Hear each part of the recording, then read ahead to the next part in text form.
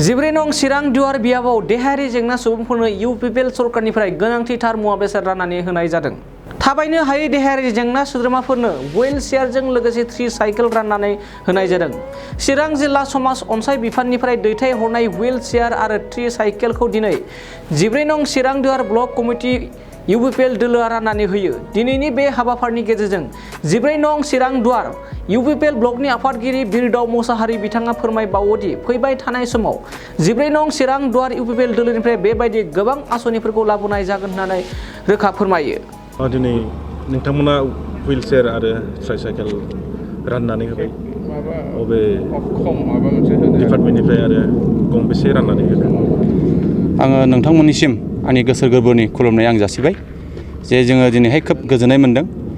जोंनि जिब्रै नं चिरां दुवार समष्टियाव गासै जोङो 9टा ट्राइसाइकेल जोंहा 3, व्हील चेयार जोंहा 5 जों ससियेल डिपार्टमेन्टनिफ्राय जों बेखौ मोननो हानानै जोंनि समष्टियाव बेखिनिखौ जोङो राननो हानायनि थाखाय आं खोब गोजोननाय मोनदों। आरो जोङो जायफोरनो जोङो राननानै होदों बिथांमोनखौ आङो फारि फारि बुंनो आङो लुबैदों जे जोंहा हाथिसारनि 1 नं मैनागुरि गामिनि जा मिस संगिता दर्जी बिथांनो जोङो व्हील चेयारखौ जोङो होनाय जाबाय। जोंहा बुहुरपार रुनिकाटा श्रीमती सुखश्री हाजवारी बिथांनो जोङो होनाय जाबाय।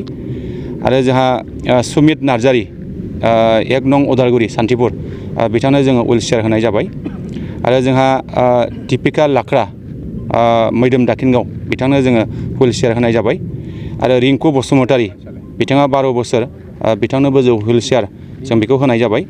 आरो लोगोसे जोंहा सम टुडु 45 बोसोर 2 नं देवस्रि बिथांनो ट्राइसाइकेल जों होनाय जाबाय। मेरगा नार्जारी 58 इयार्स बिथाङा खरफागुरिनि लाइमुथि ट्राइसाइकेल जों बिथांनो होनाय जाबाय। आरो लोगोसे जोंहा पबित्र राय 30 बोसोर बिथां मोदोम रुनिकाटानि बिथांनो जोङो ट्राइसाइकेल जों होनाय जाबाय। गासै जोङो 3 ट्राइसाइकेल आरो 5 जोङो व्हील चेयार जों होनाय जाबाय। आरो जोङो आसा खालामदों बेनो निस्सय साफिसियेन्ट नङा, बेयो थोजासे नङा। जोंनि मिथिनायाव आरो गोबां बेबायदि फैगासिनो दङ। आरो जोंनि समष्टियावबो बेबायदि गोबां जोंहा नोरजिया सुबुंफोर जे जोंहा जायफोरखौ जोङो हेन्डिकेप होननानै बुङो, दा बिथांमोनहा निस्सय जोंनाव गोबां दङ। जों बेखौ लिस्ट खालामगासिनो दङ, जों लिस्ट खालामनानै दोननाय जाबाय। फैबाय थानाय समाव निस्सय जोङो सरकारनि बेबायदि आसनि जुदि फैयो अब्ला जों बिथांमोनखौ होनो हानायनि निस्सय थासारिया जोंनिसिम फैगोन, बेखौ आङो मिजिं खालामो। बाइक अनसायगिरिफोरनि थाखाय मोनसे मोजां खौरां। Kokrajhar GD road axis bank साखाथियाव थानाय दावहारु अट' एजेन्सिया नोंथांमोननि थाखाय लाबोदों धामाका स्पेशेल अफार।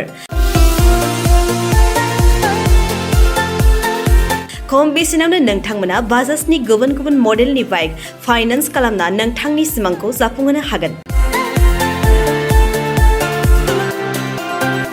13,800 रांनिफ्राय जागायना 19,500 रांजों नोंथाङा बाजाजनि गुबुन गुबुन मडेलनि बाइक जेरै प्लाटिना, पालसार बायदि गुबुन गुबुन मडेलनि बाइक लानो हागोन। बाइकजों लोगोसे बेसेन होनाङालासे मोनफागोन गंसे हेलमेट।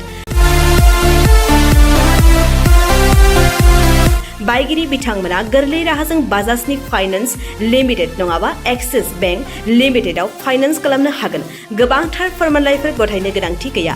खालि फट' गांसे, पेन कार्ड, आधार कार्ड, भटार आइडि आरो सोलिबाय थानाय मोब्लिबनि बिल होयोब्लानो बे सुबिदाखौ लानो हागोन।